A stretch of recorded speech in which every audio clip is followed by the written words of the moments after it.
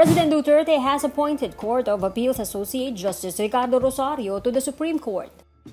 Rosario will replace Associate Justice Jose Reyes Jr., who retired on September 18.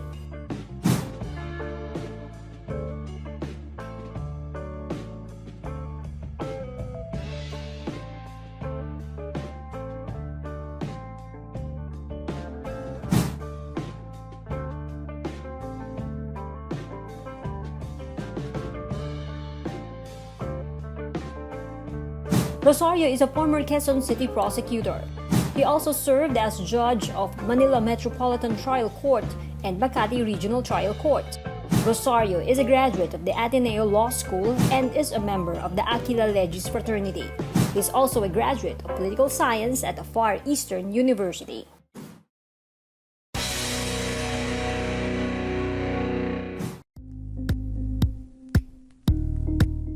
Thank you for watching Politiko TV. Please like and subscribe to our channel for more videos.